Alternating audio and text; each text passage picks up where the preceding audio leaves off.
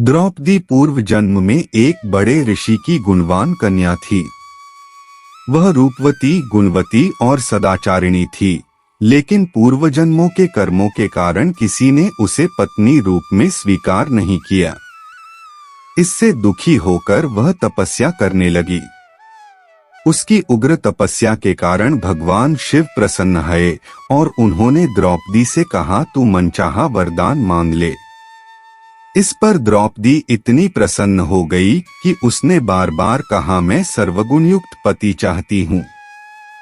भगवान शंकर ने कहा, तूने मनचाहा पति पाने के लिए मुझसे 5 बार प्रार्थना की है, इसलिए तुझे दूसरे जन्म में 1 नहीं 5 पति मिलेंगे।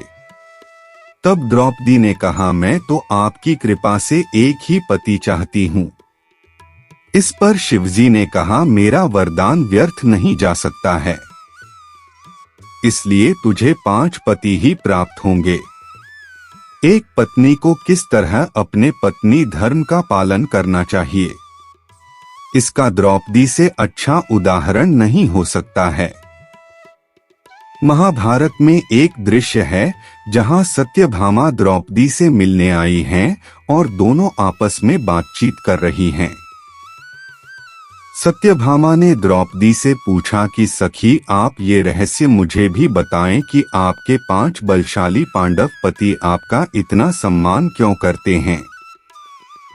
तब द्रौपदी बोली, सत्यभामा, तुम मेरी सखी हो, इसलिए मैं तुम्हें बिल्कुल सच बताती हूँ। मैं अहंकार और क्रोध से दूर रहती हूँ। मैं अपने मन पर काबू रखकर केवल पति की खुशी देखते हुए उनकी सेवा करती हूँ।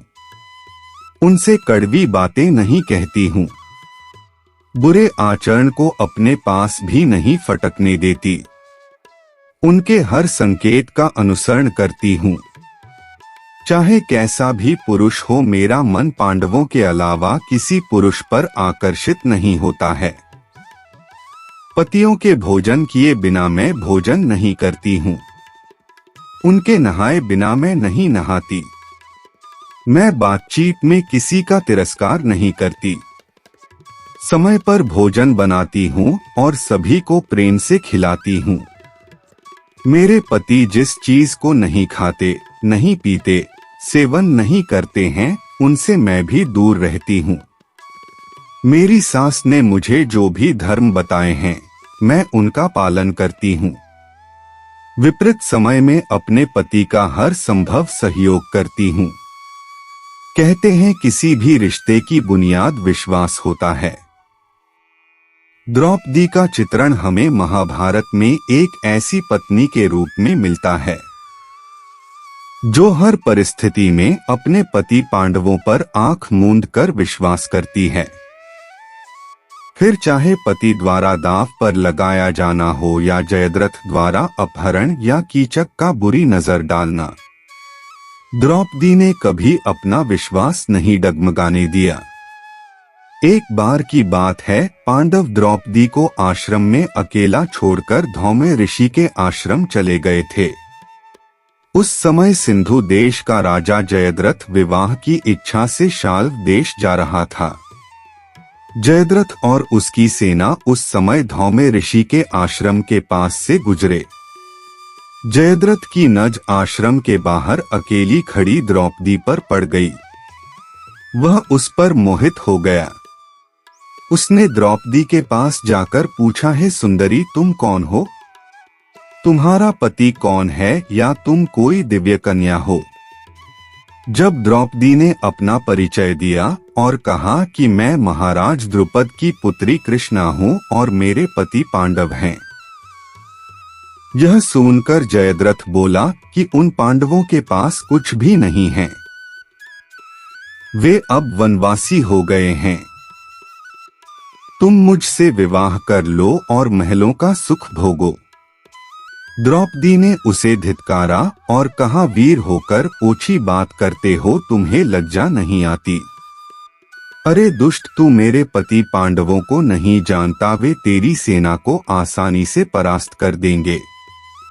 यह सुनकर जयद्रथ बोला, मेरे पास इतना सेना बल है कि मैं पांडवों को धूल चटा दूंगा। अब तुम्हारे सामने दो रास्ते हैं, या तो सीधी तरह से रथ में बैठ जाओ या पांडवों के हार जाने पर मेरे सामने गिड़गिड़ाने को तैयार हो जाओ। द्रौपदी ने कहा, मेरा बल मेरी शक्ति महान है, मुझे अपने ऊपर विश्वास है, तुम्हारे जोर जबरदस्ती करने पर भी मैं तुम्हारे सामने नहीं गिड़गिड़ाऊंगी। एक रथ पर एक साथ बैठकर श्री कृष्ण और अर्जुन आएंगे। जब भीम तेरी तरफ गदा लेकर दौड़ के, जब नकुल और सहदेव तुझ पर टूट पड़ेंगे, तब तुझे पश्चाताप होगा। यह सुनते ही जयद्रथ द्रौपदी को घसीटने लगा। द्रौपदी ने उससे कहा, मेरे कुरुवंशी पति शीघ्र ही मुझसे मिलेंगे और तुझे परास्त करेंगे। जब पांडव फिर से आश्रम पहुंचे तो दासी ने उन्हें बताया कि जयद्रथ ने द्रौपदी का अपहरण कर लिया। यह सुनकर पांचों पांडव द्रौपदी की खोज में निकल पड़े। जब उन्होंने द्रौपदी को जयद्रथ के रथ पर बैठे देखा तो वे आग बबूला हो गए। उन्होंने जयद्रथ और उसकी सेना पर आक्रमण कर दिया। सारी सेना डरकर भाग गई। अपनी सेना का यह हाल देखकर जयद्रथ ने द्रौपदी को रथ से उतारा और भाग गया। दोस्तों, अगर आपको वीडियो पसंद आए तो वीडियो को लाइक, चैनल को सब्सक्राइब कर लें और अपने दोस्तों को भी शेयर कर दें। जय श्री कृष्णा।